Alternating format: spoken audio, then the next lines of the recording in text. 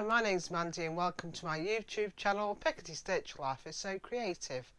I'd like to thank all my returning viewers and new viewers that have just recently subscribed to my channel.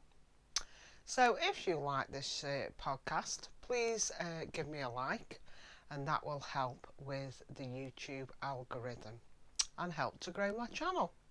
So for those of you who have not seen this channel before, this is all about knitting, crocheting, sewing and quilting, those sorts of crafts that involve stitches, hence the name Pickety Stitch. So we're going to start with what am I wearing, and that is the Astoria top by Seamwork. I think I've wore this before. This fabric is called Fan Dance and it was on sale. I think it was 2 or 3 years ago now that I purchased this from Sew Over It. I've got a new backdrop today and this quilt behind me is called Twin Sister. The pattern I obtained from watching an Eleanor Burns YouTube video. Okay, so I can't see any twins to show you, but basically if you look at that square there, it's got a coral coloured cross and a cream background. Well, somewhere on this quilt will be another square, but it'll have that cream cross and the coral will be the background. That's why it's called Twin Sister. So yeah, and I've just put strips in between to define the squares, and the fabric, this is was a jelly roll. Those are 2.5 inch strips, and the whole range is from I think it's called the Fig Tree Quilt Company, which I tend to buy a lot of their fabrics because I like their colour, the colour range. So yeah, it's a huge double quilt and it usually goes on the bed round about the summertime. So today is August the 4th and I am talking to you about my makes, sewing and knitting for July 2020. So we're going to start with the sewing section first.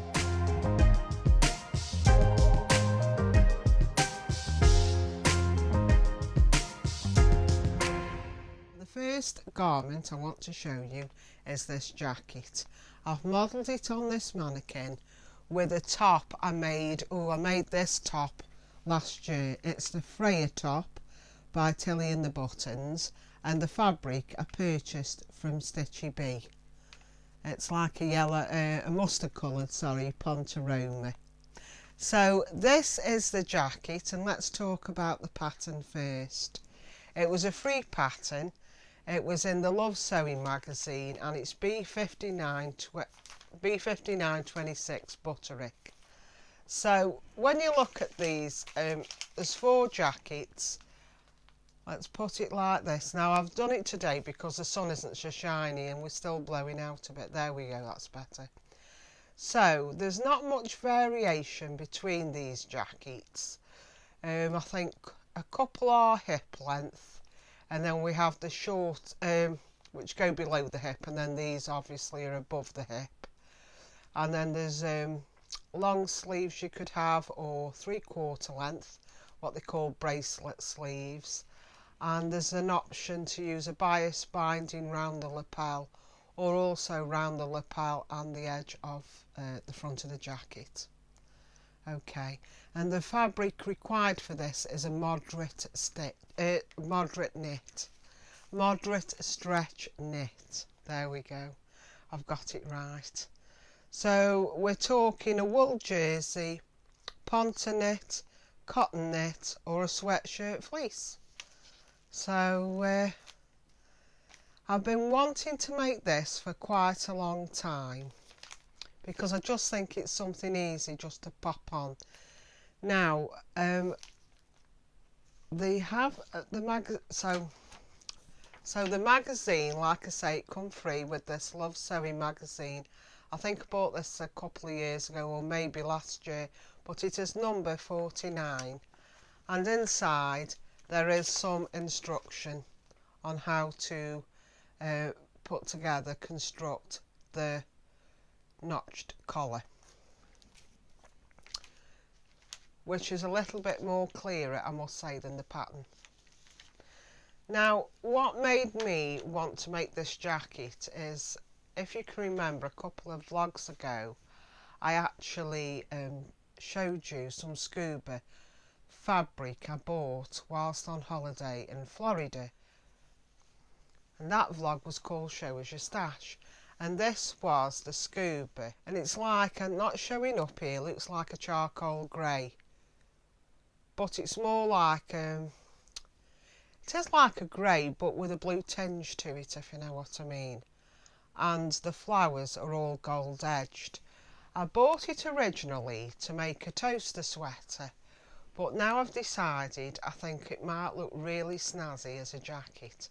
So I'll just pop a picture up of the fabric.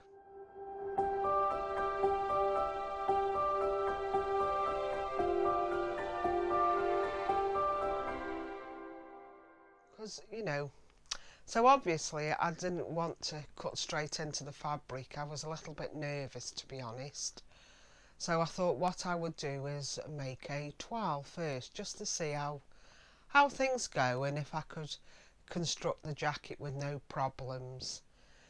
So what I did is, first of all, I went onto Instagram, because that's a source, isn't it, of information, just to look how the jacket looks on other people as well, because I am quite a curvy lady, should I say, and I wanted to see what the jacket looked like on, you know, not just some slim model, but on bigger people, also, you know, older ladies, and you know, get some idea really and some inspiration. So I went onto Instagram and had a look. Now, I also, sometimes people will put reviews, won't they, on there as well, and I did notice that there was some mixed reviews, should I say. The more negative reviews was regarding the facing. A lot of ladies were saying that the facing tended to curl out. Some people were, I think, having a bit of a problem with the collars, saying that the collar was really bulky. So yeah, I went into this with a bit of trepidation, so I thought, oh right, I'm not going to be using my lovely scuba fabric straight off. And I wanted to see as well if someone else had made this out of scuba, and they hadn't. Now, a lot of ladies had made this jacket, had also made matching skirts, and they were really pleased with the outcome, and they were very complimentary to the pattern. So like I say, it was a very much mixed review. I went onto YouTube and conducted a search, and Liz from Stitched Up popped up. So I thought, oh great, and she'd actually done a sew along, so what more could I ask for? So I watched this sew along. I must have watched it 10 times, to be honest, because I just wanted to make sure, you know, things were going to be right. She did say to be careful when cutting the facings out and sewing them together to make sure, you know, they were facing the right way, and she gave you a lot of advice on attaching the collar. Let's talk about the fabric. The fabric I decided to make the wearable toile was from some jersey from Minerva Craft. I think I bought it about 3 years ago. I know it cost me £30 because I've just ordered some stuff from Minerva and seen an old order on there. So I made a jersey dress. Now, when you go to cut out your fabric, you know, you go selvage to selvage. Well, because it was a dress, the back was cut on the fold, and so was the front. So all this bit here was scrap, because by the time I'd cut that bit out, all this was left over. So it was too much really to just throw away or try and do things with, like cut little squares out to make patchwork. Just too much. So I folded it up and I'd left it with my stash. So I thought, well, that would be a great it would be good if I could use that up. And because this pattern actually the back is seamed, that meant I didn't have to cut anything on the fold, so I could use that scrap piece. So I cut out the front, cut out the back, the two backs, you know, no problem. Come to the sleeve, there wasn't quite enough, so I shortened the sleeve and decided to do a little tiny hem, and the sleeve actually does still come to my wrist, so that's fine. Because I don't like jackets what are 3/4 sleeves, I can't see the point. I didn't have enough for the facings, I must say, so the facings are a little bit skinny down here, but no one's going to know. And yeah, I had enough left for one pocket, and I wasn't going to put one pocket on, so that's all what's left of all that fabric. So really for £30 I've had a dress out of it, which now I no longer wear, because obviously, you know, that was 3 years ago and it's all pilled and everything, but I've also got a jacket out of it, so I can't complain for the money really. So really it was like having a free jacket and a free pattern, so it was a winner all around. So let's talk about the construction. So there are darts, bust darts, and if you turn it round, there is a seam, like I say, what goes down the centre back. I didn't bother matching the spots up, as you can see, because that's a bit of a faff. And there's two darts here as well, so it's nicely shaped actually. And as for the notch collar, yeah, I did have a little problem with that, and like Liz suggested, you do need to make sure that you mark everything up, because there's a lot of notches and you know, matching up dots and things that you have to do to make sure you get it right.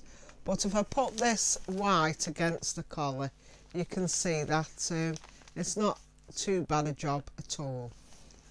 I did struggle, I must admit, and then afterwards I found I always look at Diane, I think her name's Diane Diesel, and I do apologise to the lady if I've pronounced her name wrong, but Diane Diesel also does a tutorial on how to put together a notch collar on a jacket, and she did it a different way, which I think I'll try next time. All in all, I'm very pleased with it. The facings do roll out a little bit, like those reviews suggested, so I've understitched inside, okay, to help prevent that. Now what I haven't done is I haven't put any buttons on this, and View D does ask for 3 buttons, so I think once I've put the buttonholes in, that will help to keep the facing in, and also once you sew the 3 buttons on, this will help this side to keep this facing in. So yeah, that's how it'll be then. So I would never make myself a spotted jacket. I would never have thought of making one, but I'm really pleased with how it's turned out. Alteration wise, next time I would make a narrow shoulder adjustment, because I do find I've got narrow shoulders, so that seam there should really go to that joint, and it just hangs over a little bit. So I have ordered some more scuba from Minerva Crafts, which was in a sale. I'd already ordered some velvet to make myself a top, and if I spent another £4 I'd get free delivery. So I think the scuba's cost me £14, so if I knock that delivery charge off, it's only come to 10 in my little world of thinking. So I thought, well, I can have a practice with the scuba. What else I would do next time as well is I'm going to cut out the back on the fold. This jacket is not suitable for diagonals because of this back seam, And also, if you notice, there's only the striped jacket, the rest are all plain. So this scuba what I've ordered is black, and it's got these flowers on, so if I cut it on the fold, then I'm not going to have to pattern match, as long as when I cut on the fold, if I go over by 10/8, so that would be 1.2 inches, that will be the seam allowance then, that will allow for that seam allowance, and then the collars and everything should fit. So that's what I'm going to do, and just to see how that runs and how that looks and feels in scuba, and if I'm happy with that, then yeah, I'll cut into my prized scuba. I'll probably be here next year talking about it, but no, that is my plan for August. I'm going to make this other jacket in the scuba, so I'm going to do the adjustments and sort of cut on the fold but bring it over a little bit, so I've taken that seam allowance into account. So that's my jacket, and I'm just going to pop some photographs of me wearing it.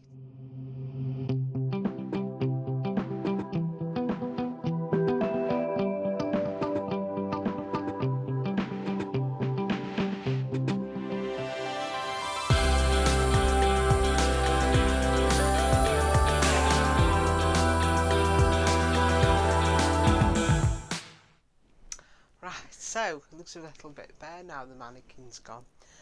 So and you can also see the two twin sisters I was telling you about. You see? Right, let's get back to the sewing. Now obviously we all know that we have been in lockdown in the UK and in a lot of countries around the world. And try as we might, you go for that daily walk whenever you can, which is not always possible if it's raining, because who wants to trudge around in the rain. I have put on quite a considerable amount of weight.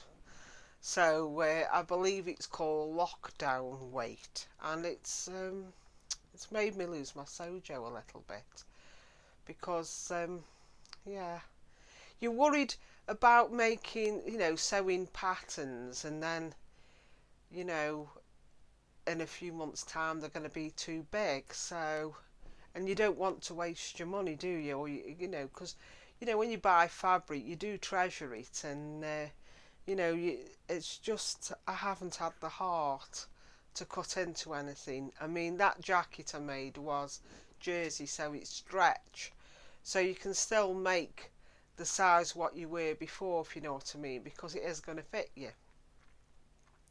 So I thought, well, this would be a good opportunity for me to sew some clothes for my grandchildren, because I've always knit for them before but not sewn, except for my granddaughter. I made her prom dress last year. I was going to showcase that, and I was going to show it this summer, but obviously, all those girls who won't be going to the prom this year, it's such a shame. Although we didn't have prom in my day, because in the UK we didn't do prom. It's something again that we've inherited. So yeah, we didn't have prom. I'm glad in a way. I might not have been invited by anyone. But yeah, I'll show that next year if prom's back on.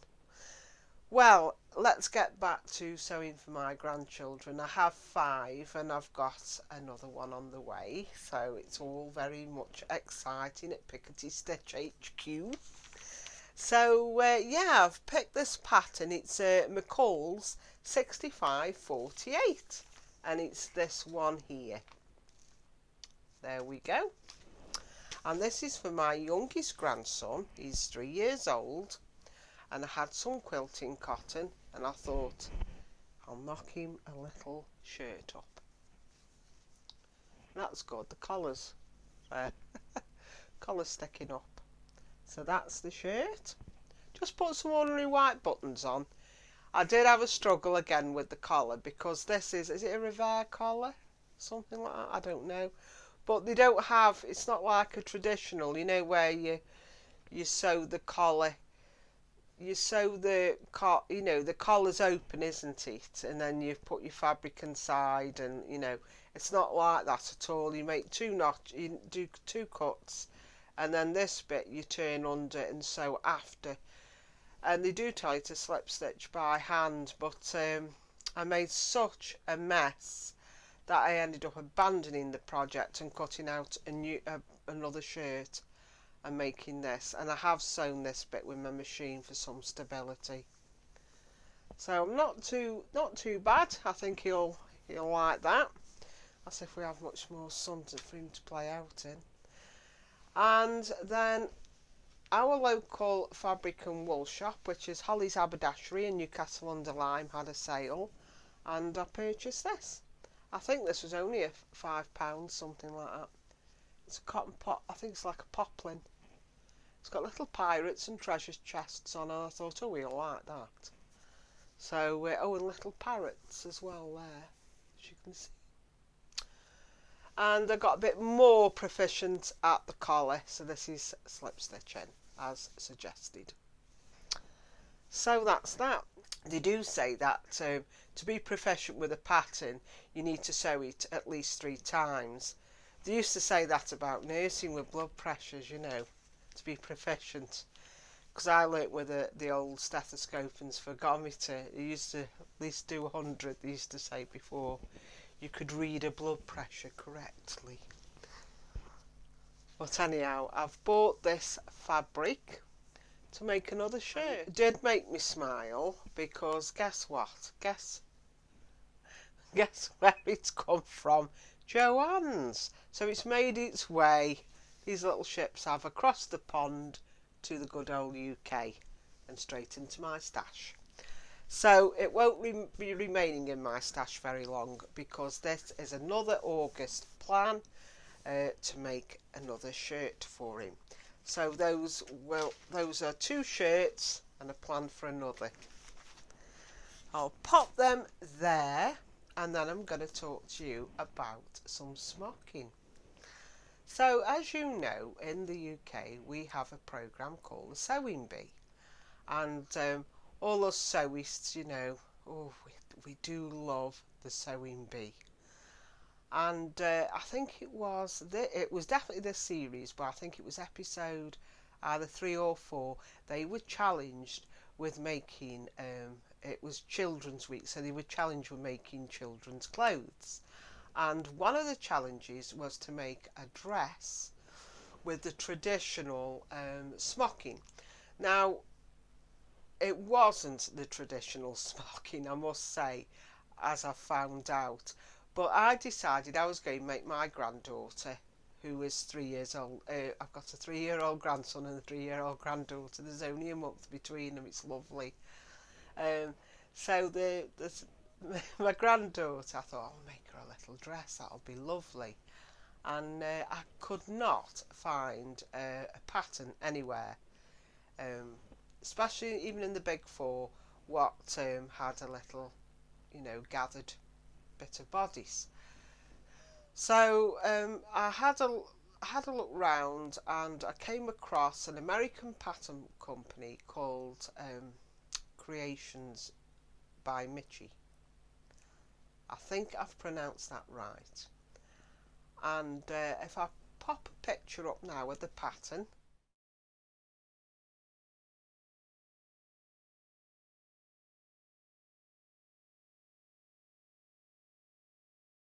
you will see that the top half of the bodice, and then there's a section which is actually smocked. So I tried a bit of smocking on my machine, like they'd done in the Sewing Bee. So basically, I with my longest stitch, I think it was 6 rows of gathering stitches, and then I pulled all the gathers up. And then in between those gathering stitches, I did some machine stitching. You know, because I've got an Elna machine that has quite a lot of fancy embroidery buttons on. So I did all that, and it looked okay.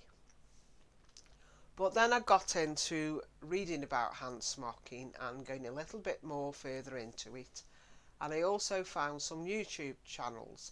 There was Sarah's Classic Sewing. I think I've just subscribed to I think it's Hollybush Designs, Children's Corner and House of Smocking UK. And believe you me, it was nothing like that. They were talking about hand smocking. So again, I ran up some more gathers on my machine and I tried hand smocking with some embroidery floss, and there were some more tutorials on YouTube showing you the different hand smocking stitches, and this is a photograph of what it looks like.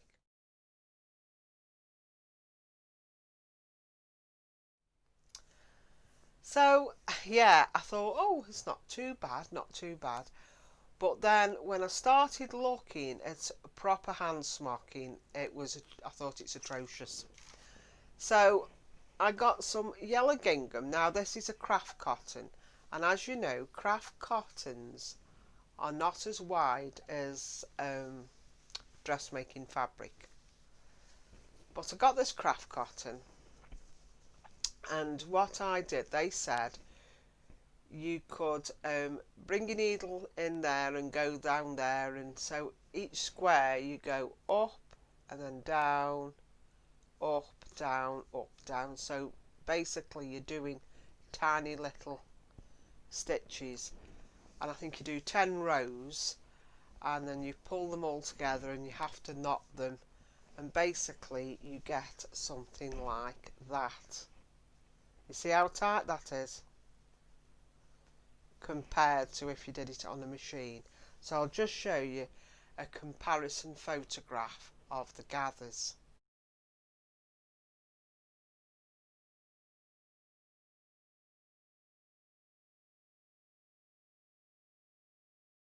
From what I can glean, you do the bodice, but then this section here you cut separately. Now if this front bodice measured 15 inches, then you would need at least 45 inches of fabric. You need at least 3 widths, because it's gathered that, you know, to compensate for all the gathers. And with this, I think you can see there, yeah, that's it. There was I think that's where I've had to join the 2 widths together because I didn't have enough width. So you know, it's just my first little practice. And then you traditionally have some piping here and piping below, and I've made a mess with the piping below. I should have really taken my time more when I was sewing this together. I think that piping should be there, but anyhow, I've managed to put it together. The collar originally had piping in, but I've put some lace in. I just thought it made it a little bit more feminine for a little girl, and this lace was from my mum's stash, so I thought that would be nice for her to have something from a great grandma's stash. It's lined as well with the cotton, and it's got the traditional little puff sleeve.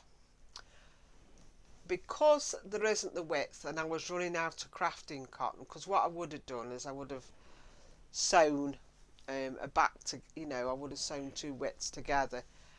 It's only got a shallow gather really, which is a shame.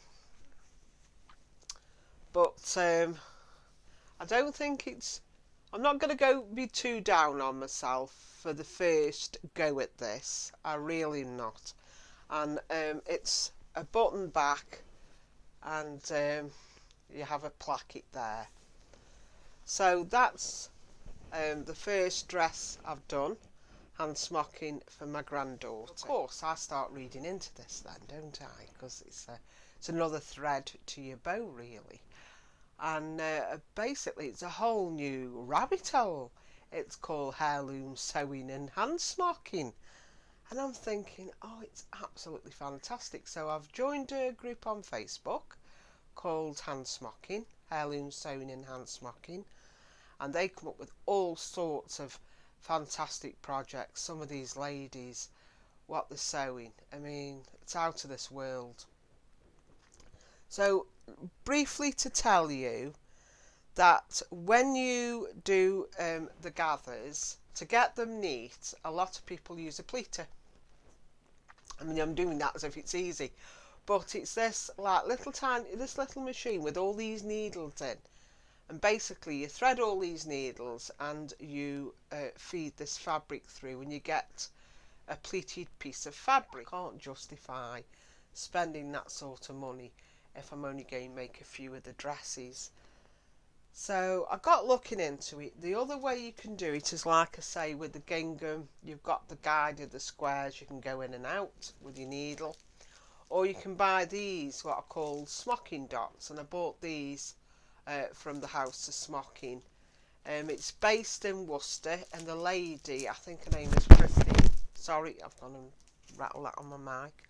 Her name is Christine. She was very nice. I rang her up, and she had a good chat with me about this, and told me what size dots to buy and what for. And basically you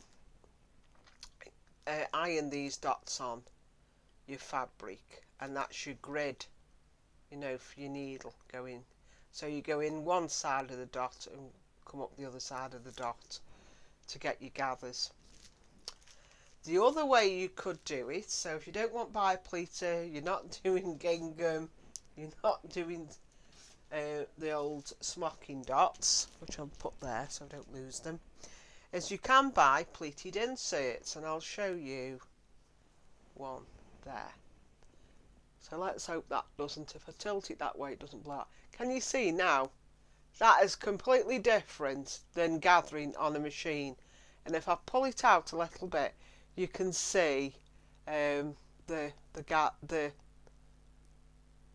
stitches. And as you can see, to get this neat stitch, these neat pleats, should I say, each stitch is above the other. Whereas if you machine gathered, one to be there, one to be there, one to be... So that's why you get such a neat pleat. So usually the inserts are white. A lot of people will use them. I would certainly use them. They're quite cheap to buy. And then I bought this. Now this is going to blow out because it's obviously... It's not white. It's like it's like a cream, but very delicate. And it's a cotton batiste, and I cannot tell you how soft this batiste is. It really is good quality.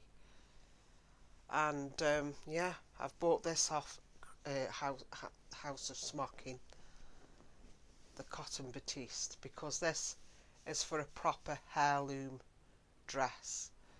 I mean, when I was looking, some, you know, people will sew lace in between, you know, they'll have the skirt and it'll have a bit of batiste cotton, then maybe some lace, and then, you know, they're sewing lace panels together with entredeux. It's a whole new rabbit hole for me. So I've bought the batiste, and then Christine kindly pleated me, because I didn't want it in white, she pleated me a piece in the same colour. But I'm hoping to start this dress this month, and I've bought some embroidery floss, some DMC in a pale pink and a pale green, and I think that will look nice as well. You can even buy little roses and put them in between the trellises. So the other thing I did, because of course I'm down this rabbit hole now, is I've bought another pattern called Butterick 3762. I mean, they're saying there's 6 sew easy dresses. I mean, there's more than that. You can do more mixing and matching than that even. But I made View D, which is that one. I mean, you can even make a dress, ordinary cotton, and then have organza over. Tulle, anything. And it's... I can't wait. So I made her this. I already had this cotton. It's like, is it a poplin? I don't know, but it's It was something I bought from Abercorns years ago. It's going to blow out on me. There, that's better. So I did the one with a Peter Pan collar, as you can see. And what I did, just to jazz it up a little bit, is I put some pink iridescent ribbon around the bottom of the bodice. And I just think that just sets it off. Yeah, really pleased. And now this is a full gathered skirt, as you can see. Yeah. It doesn't take long to do the gathers.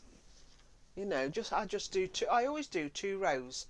I do 1/4 inch from the edge of the fabric, and I do 1 6/8 of an inch. So actually you'll have the stitches shown below, but you can take them out, can't you? And I don't care what anyone says, I always do a back stitch, and that steadies the gather, and then I can just go like that, no problem, not worrying about them coming out the other end. And then I sew in between the 2 gathers and that will give you this neat, as you can see, it's all neatly gathered. This one has a zip in, and I noticed on the Heirloom sewing they do tend to put buttons. They have buttons on the back and a placket. And Christine sews a dress on there, and it's just lovely. Love having a cup of coffee watching. But I've noticed the children's corner as well are doing a lot of sew-alongs, and yeah, you can learn a lot from them. And I'm sure the House of Smocking sells children's corner patterns, if I remember rightly. The only alteration I did to this is I lined it. I save, you know, when you line a skirt or anything or a dress, the scraps I'll save for lining project bags and what have you. Well, I had enough of this white to just do the bodice, and I've done the sleeves as well. So yeah, really pleased with that, and I can't wait to give it to my granddaughter. So I think that is all the sewing I can talk about, really. And I think I've spent 25 minutes just talking about smocking. But I'll put all the links to the channels below. Have a look, because it's a whole new world. And Sarah's classic sewing, I mean, she's just a joy to watch, because she's got children, and she'll have a baby and a baby carrier, you know, a sling, and she's still talking to you and demonstrating.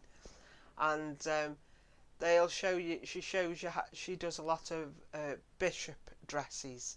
So these haven't got a collar, they're just completely circular, and they come out in the pleats, and that really are traditional. And she gives you some really good tutorials. So for those of you who are not interested in knitting or anything like that, thank you very much for joining me this week. Please give me a like. Like I say, it helps me to grow my channel.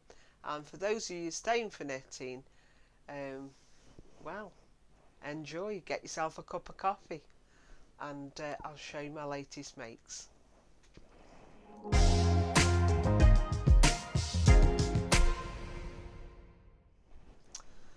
Right, so thank you for sticking with me, and I'm going to start off with 2 knitted objects, 2 little cardigans I have made my granddaughter. So I thought I would make a lemon coloured cardigan to match that little dress. Now I know this is going to blow out, so I will put a photograph of this on.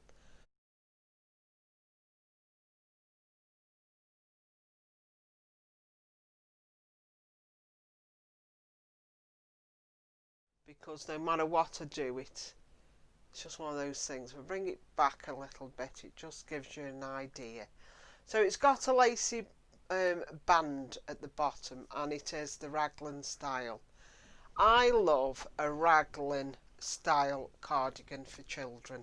I just think it looks really neat, and also I like them to be V. So because you can see if they're wearing a pretty dress and it's a bit of a chilly day, they can just pop the cardigan on and you can still see the dress because they've got this lovely V, what gives them to the space, you know, to see the dress. So yeah, I've knit this in age 4 so that she'll get quite a bit of wear out of it. So the pattern is called Baby Sparkle and it's by Hayfield.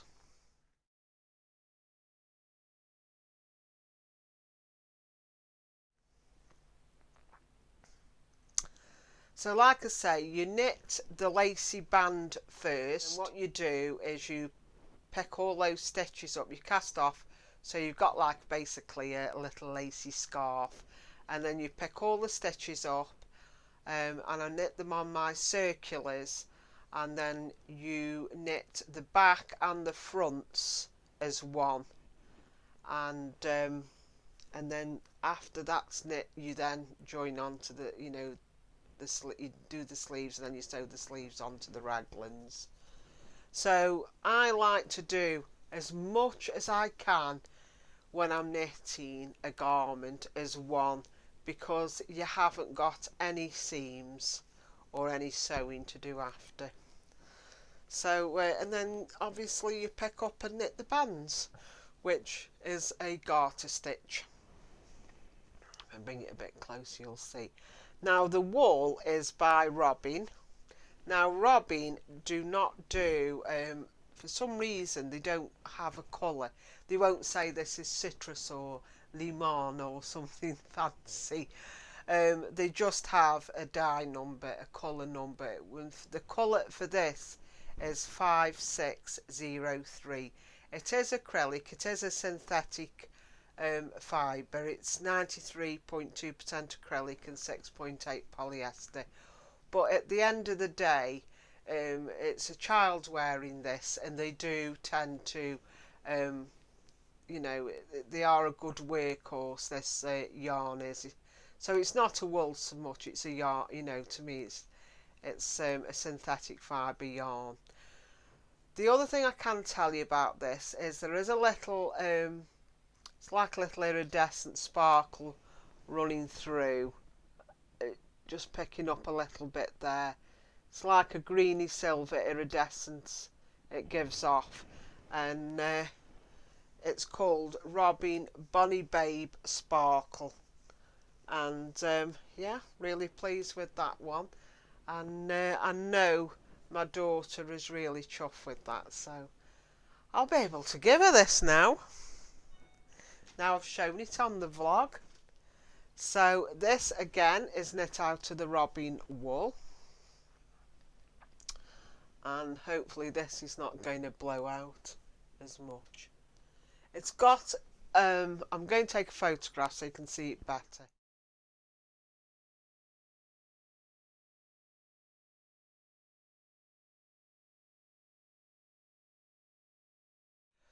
But this is a lacy yoke. I haven't blocked it, as you can see it's rolling up. I just might, I won't iron it because it's acrylic and it'll melt or go all baggy, because you should never iron acrylic. So I'll just hover with the steam and just press it down. I'm not messing. And it's got this little lacy detail at the bottom, but like I say, I'm going to take a photograph and it gives you a better idea of what the cardigan looks like. So again, this is a Robin wool. It's Robin Bonny Baby double knitting, and this number is 1397. And there we go. It's got like a corally pink fleck and then a little amber fleck. It just makes it a little bit more interesting when you're knitting, you know, to see the flecks in the wool. I love it. I did a search on Ravelry for top down, and this was by the designer was called Suzie Sparkles, and she got a little booklet on there called the Little Cherub Collection, which I'll show you a photograph of, and I made the I think it's the one in the pink. It's called the Grace cardigan.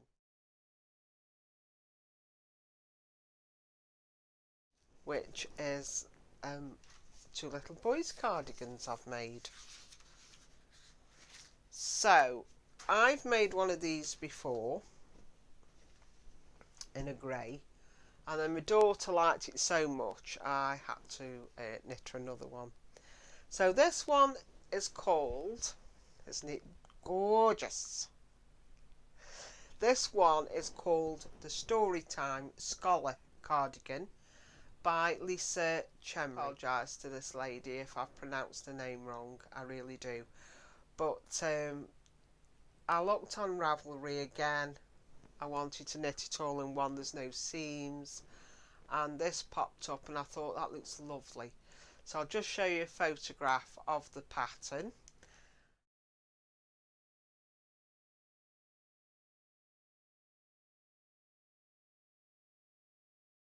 And yeah, I love this. I'm going to make another. My daughter adores it. So I've made both of them in the wool Bergere de France. Let's talk a little bit about that wool. Let me get it out of my project bag. So Bergere de France, it's Barisienne 7. So it's an Aran weight wool, and I think I knit this on, I think it was 6mm needles. So this just grows out, grows so quick. I think it took me about 4 or 5 days, cardigan done. It's that quick. Now these are 50g balls. Now the first one I made for a size 3, and I didn't put the pockets on, which you have got that option, and I only used 5 balls.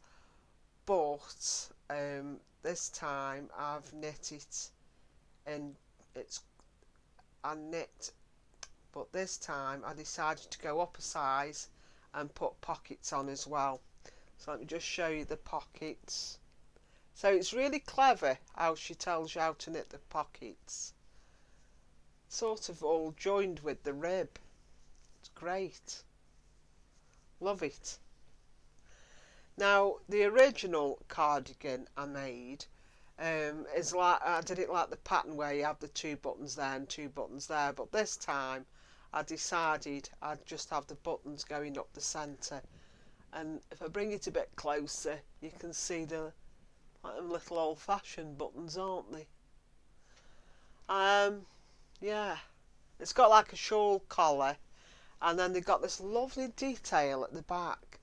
It's like a little garter stitch. You do a garter stitch here for the elbow patches, and they land right in the middle of his elbow as well. So that was, you know, it's just amazing. And it's a raglan, another one, which I like. Instructions are fantastic. So easy, you know, to follow. But like I say, this is a Barisienne 7. This is the Turquin, I think Turquin colourway. It's 100% acrylic, although you wouldn't know it. You know, it does feel like wool. It's beautiful. I do like the Bergere de France, honestly. It is a lovely wool. So yeah, nothing more I can say. It's knit on a 6mm, so you're getting 14 stitches across and 20 rows in a 4-inch. So as I can say, it grows really fast, and I think I use 6, so that's 250 grams for the cardigan. I've got some left over. I've just let the ball band round so it reminds me what it is, and I've got some of the grey left over, so if I knit another one he'll be having an Aran jumper with all the scraps. But I'm really happy with this cardigan. So let's put that down there, and then that can go. And then my last knitted object to show you is another little cardie I've made him, and this is the Gramps, and this is a cardigan designed by Tincan Knits. I love this cardigan, I really do. Now she initially, this cardigan size goes from baby right up to adult, and for the baby side she'd knit the cardigan in similar colours, which give me the idea. So I'll tell you a little bit about this cardigan. Got it all here. Let me look how tidy that is. So this is knit in Bergere de France Fileco, and for anyone who followed me from the very beginning, if you remember, I knit a grey jumper with some pink fair isle across for myself, and that was in Fileco. So this is all made of recycled materials. So my daughter is a bit of an eco warrior, so I think that'll really please her and husband. But the main colour is called Ecobleu, and it is like, it looks brown, but it has got a bit of a mauve tinge to it, so it is the colour of a prune actually. And this one is called Ecobleu, and as you can see there is a bit of a stellina in it, there's like a sparkle in it, but I think that's okay for a little boy. So yeah, I've got these left over, so I might make some mittens or a hat. I don't know yet, but it's an Aran weight wool. It is for 5mm needles. Now I bought that wool, and the pattern asks for 4.5 and 4mm needles, so it is a very close knit jumper. So it is going to be extremely warm, which I will warn her about, because what I don't want him doing is wearing it as a cardigan in the house. This is a jacket for colder weather. So again, it's got the little pockets, and the best of it is, and I did pull it, yes, I've got it here, these are little elbow pads. So when he tries it on, I can then stitch the little elbow pads on. Yeah. So that's the Gramps cardigan. It's a lovely shawl collar. It was a bit of a faff putting the shawl collar on, but Tincan Knits, although I bought the pattern off Ravelry, Tincan Knits has got a website, and there are knitting tutorials on that website what show you how to put the garments together, and there's visual pictures as well. So that was really helpful when it come to putting the collar on. So I'm so pleased with this. So chuffed. Yeah. I can't wait to see him wear it. So that's that. I'll just put I've made myself a large project bag, and it's really nice because I can just dip in and get my stuff out. Well, I'd like to thank you for watching this week's vlog. Unfortunately, I ran out of time, so I can't say goodbye properly, but I'd like to thank you for watching, and if you haven't already subscribed, please subscribe and give me a like, and happy crafting!